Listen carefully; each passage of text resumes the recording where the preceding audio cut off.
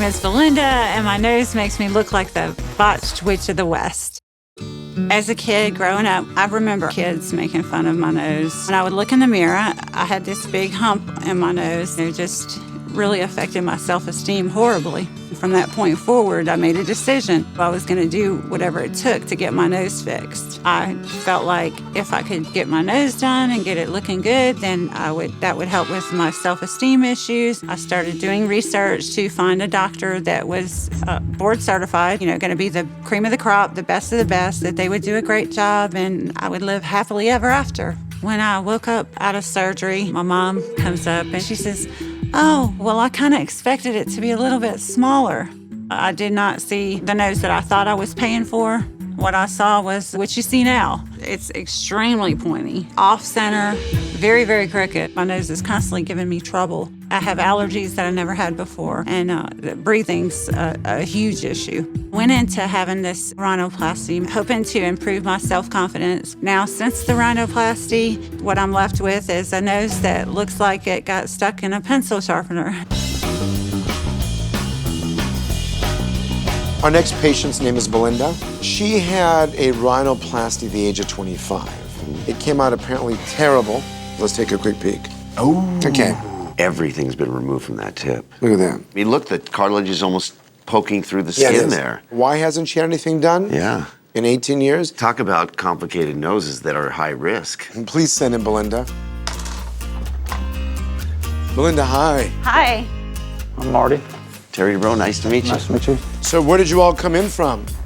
Mississippi. So what's life like in Mississippi? Slow, quiet, Nothing like around peaceful. here. Kind of give us a little lead into what's going on. My dad is Scottish and American Indian, and I kind of inherited his nose that I hated. So had a rhinoplasty done. I mean, it just had really bad results. Like my tip is hollow. You mean right here, your nostrils like you're collapsing in, you mean? Right here, yeah. So what did the surgeon say when you said, hey? He said, I'm a plastic surgeon, I'm not a miracle worker. And did you try getting it done by somebody else, or?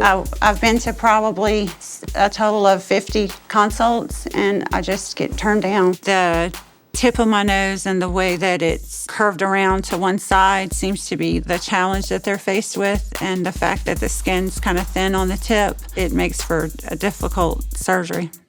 Wow. You went to 50 consults for a revision rhinoplasty, and you've gotten turned down by all the doctors? Every single doctor, yeah. I've never heard someone go to 50 consultations and get rejected by all of them. That has to be the world record for rhinoplasty consultations. There's only a couple people that I know of, and the best one's sitting right here, that can fix your nose potentially, if we can convince him to do it. Yeah. I mean, 50 people have turned it down because, one, they just didn't have that skill set to do it, and I want to be that 51st doctor which says, yes. So let's kind of feel your nose here. Collapses right here. What did it look like before you had your nose Let's done? amputate that. It was, I had a big hump, but the tip was not bad. Skin's really thin. And it's twisted. It's turned badly this twisted. way, and it's pushing through the skin. It almost looks like it will ultimately just Pop out through this. poke out through. All the support cartilage on a nasal tip is gone. I feel these two pointy pieces of cartilage that are just floating in the wind. This will be a tough nose. When the doctor removed the hump, the middle part of your nose collapsed in. We need to reestablish cartilage there. So we have to reconstruct your entire nose. Okay. Now, with that in mind, your tip will be fatter, so we can open up your airway. Breathing, yes. Okay? Our goal is to take this kind of witchy appearance nose Right. Yes. and bring it back and make it softer. And I think we should give it a shot. Great. Thank you. Great. Thank you. I'm so excited. Oh, wow. Went good. That went really good. That was amazing. Hi, I'm here for my surgery appointment with Dr. Nassif. Perfect. Go ahead and sign in and we'll let the nurses know that you're here. Really nervous. It's kind of hard to believe that it's really here, but excited to get it done. This is going to be a doozy of a case because I have to try to figure out how to elevate the skin around that cartilage, which is just about to poke out of her nasal skin. That's going to be hard. For Belinda's surgery today, while my team extracts a large piece of rim from her chest wall, I'll begin by carefully lifting the skin off the nasal structure. Once the tip is safely exposed, I'll use the rib to create support for collapsed nasal passages. Then I'll break the nasal bones and reshape the nose by shortening it, rounding it out and softening the tip. When all is said and done, Belinda will have a shorter, more natural-looking nose that functions properly.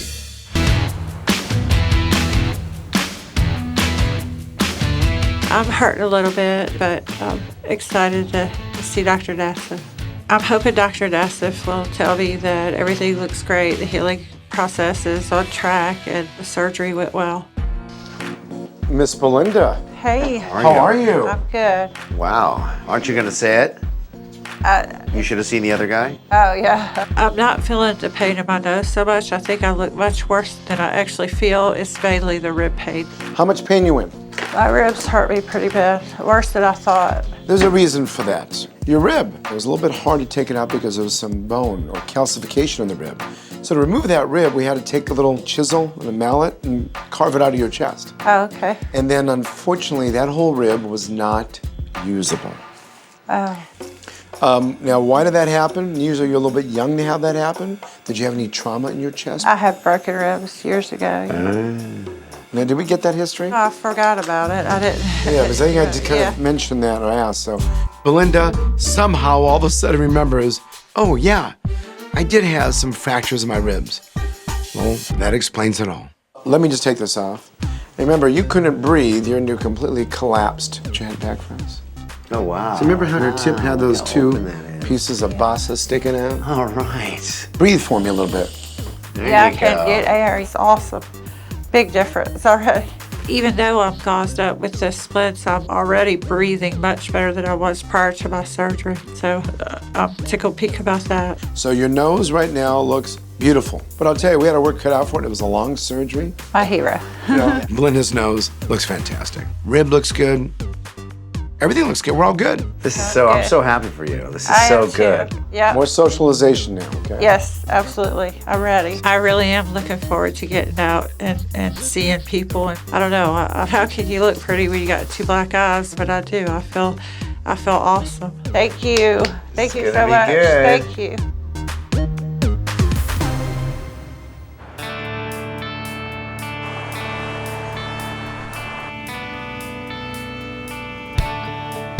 When I received my first rhinoplasty 21 years ago, I had no idea how malformed my nose would be, nor did I anticipate the emotional trauma that would be the fallout from that.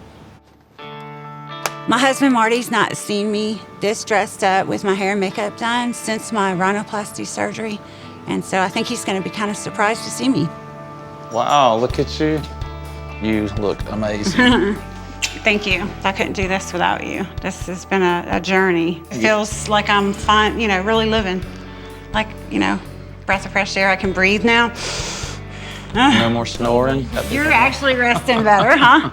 After 20 years and 50 plus consultations, it was really hard not to give up hope.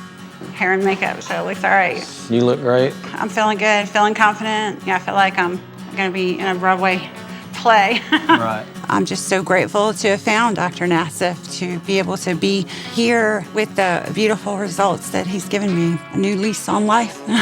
Now I'm looking for how nice it looks instead of the negative, so. Right, no more hiding. No more hiding. Not only was my nose long and pointy, but I also had a hard time breathing and sleeping as a result. I was embarrassed to meet people face to face and felt ugly and unattractive. Thanks to the doctors, I'm able to breathe and I'm actually sleeping well. I feel like my nose looks good. I feel hopeful for the future. I feel like $1 million. Look like $1 million. Ha!